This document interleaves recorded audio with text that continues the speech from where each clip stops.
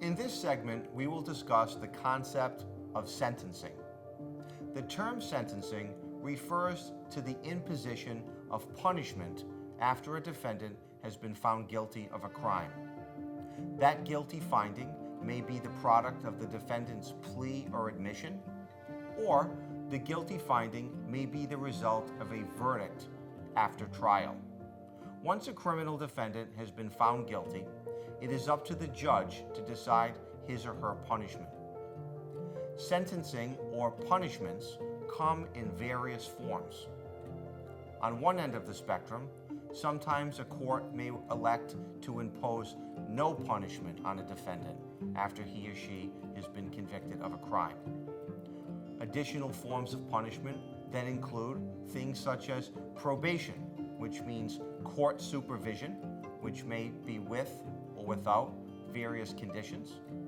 A defendant may be sentenced to a suspended jail term, which means the defendant doesn't actually go to jail, but is handed a jail sentence suspended for a term of years, contemporaneous with probation. Defendants may be required to actually serve a term of jail. Other forms of punishment include the imposition of fines, which require a defendant to pay money to the court, as well as the imposition of restitution, which require defendants to pay money to victims of their crime to either replace destroyed or lost property or to repair damaged property. The law of sentencing is concerned with various goals. Though sentences should be fair and just for each individual defendant and the crime they committed, the goals of sentencing are designed to punish the defendant for his or her crimes, deter the defendant from committing any future crimes, generally deter others in society from committing any crimes, and to rehabilitate the defendant so that when he or she has completed the terms of their sentence, they are presumably restored to a better position in society. That could be rehabilitating them emotionally, physically, from substance abuse, as well as to get them to have a better insight as to the nature and circumstances of their criminal conduct and the impact that it had on their victims and society. In some jurisdictions, before a court imposes a sentence, it may order a pre-sentence investigation.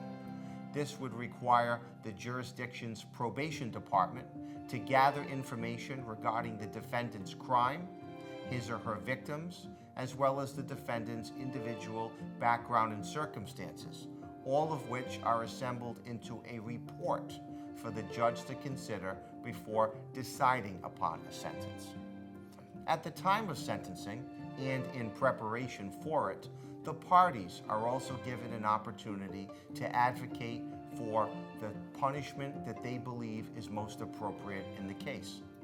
That may be done orally on the day of sentencing, or it may be submitted in writing in advance of sentencing, or both.